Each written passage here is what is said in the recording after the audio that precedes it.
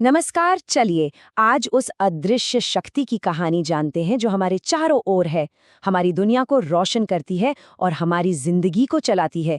ये बिजली की वो हैरत अंगेज कहानी है जिसकी शुरुआत एक मामूली सी चिंगारी से हुई थी।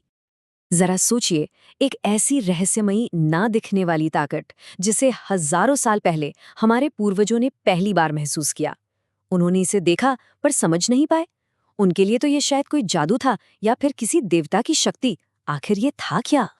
इस पहेली को समझने के लिए हमें समय में बहुत पीछे जाना होगा। चलिए चलते हैं करीब 2600 साल पहले प्राचीन ग्रीस में, जहां इस बड़े रहस्य का पहला सुराग मिला था। वहां लोगों ने एक बड़ी अजीब चीज देखी। एम्बर, जो कि पेड़ों से निकला करोड़ों साल पुराना एक पत्थर जैसा गोंद होता है। जब उसे ऊन से रगड़ा जाता था तो वो अचानक सूखी पत्तियों और तिनकों जैसी हल्की चीजों को अपनी तरफ खींचने लगता था। इस हैरान कर देने वाली घटना को सबसे पहले एक दार्शनिक थेल्स ऑफ मिलेटस ने अपनी किताबों में दर्ज किया। हाँ, वो इसका कारण तो नहीं समझ पाए, लेकिन उन्हें ऐसा लगा कि शायद एम्बर के अंदर एक तरह की आत्मा है जो इन चीजों को अपनी ओर बुलाती है। तो इस जादुई आत्मा को आज का नाम कैसे मिला?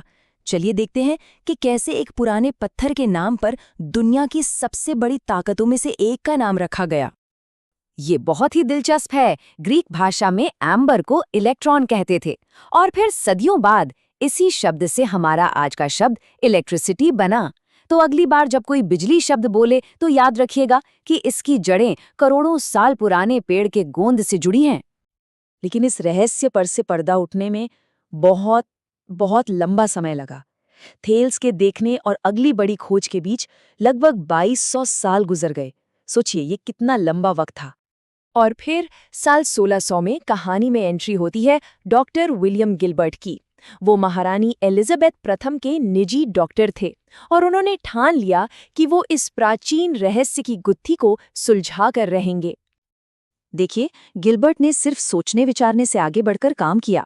उन्होंने एक वैज्ञानिक की तरह काम किया। एक के बाद एक कई प्रयोग किए और हर चीज को बारीकी से नोट किया, ये समझने के लिए कि असल में हो क्या रहा है। उनकी प्रयोगशाला क्या कमाल की जगह रही होगी। उन्होंने पाया कि ये जादू सिर्फ एम्बर तक ही नहीं था। कांच, सल्फर, रेशम, यहाँ तक कि पंखों को रगड़ने पर भी ठीक वैसी ही खींचने वाली शक्ति पैदा हो रही थी। गिलबर्ट की इन्हीं जांचों ने हमें बिजली के पहले रूप से मिलवाया। एक ऐसी शक्ति जो पैदा तो होती थी पर एक ही जगह पर, एक तरह से कहें तो कैद रहती थी। ये एक क्लासिक एक्सपेरिमेंट है जो शायद हम सब ने स्कूल में कभी ना कभी किया ही होगा। जब एक कांच की छड़ को रेशम के कपड़े से रगड़ा जाता है तो वो भी कागज के छोटे टुकड़ों को अपनी तरफ खींचने लगती है। ये वही चीज थी जिसे गिलबर्ट इतने ध्यान से समझ रहे थे और इसी को नाम दिया गया स्थिर विद्युत यानी स्टैटिक इलेक्ट्रिसिटी। ये वही चीज है जो सर्दियों में स्वेटर उतारते वक्त चट चट की आवाज करती है या जब किसी दरवाजे की नॉब को छूने पर हल्का सा झटका महसूस होता है। लेकिन इसमें एक बहुत बड़ी कमी थी। ये चार्ज जिस भी चीज पर पैदा होता था बस उसी पर टिका रहता था। वो एक जगह से दूसरे जगह जा नहीं सकता था। मतलब ये एक शक्तिशाली बल तो था पर एक जगह पर बंधा हुआ। ये देखने में तो बड़ा दिलचस्प था पर अभी तक किसी काम का औजार नहीं बन पाया था। पर ये तो कहानी का सिर्फ पहला हिस्सा था।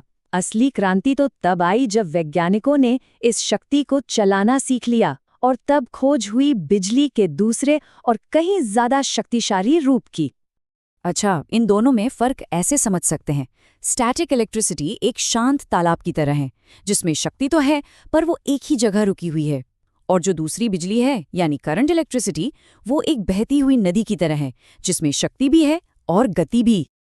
चल विद्युत या करंट इलेक्ट्रिसिटी की सबसे बड़ी खासियत ही यही है कि ये बह सकती है। उसे बस एक रास्ते की जरूरत होती है, जैसे कोई तार जिसके जरिए वो एक जगह से दूसरी जगह जा सके और फिर बड़े बड़े काम कर सके। और यही वो चल विद्युत है जो आज हमारी दुनिया की धड़कन बन चुकी है। हमारे सिर के ऊपर जलते बल्ब से लेके हमारे हाथ में मौजूद फोन तक सब कुछ इसी बहती हुई ऊर्जा से चलता है। तो एक प्राचीन पत्थर को रगड़ने से पैदा हुई एक छोटी सी मामूली सी चिंगारी आखिर कैसे हमारी पूरी की पूरी सभ्यता की जीवन रेखा बन गई? ये कहानी हमें सोचने पर मजबूर करती है कि आज हम अपने आसपास किन अनदेखी शक्तियों को देख रहे हैं जो शायद अगले 2000 सालों में दुनिया को पूरी तरह बदल सकती हैं।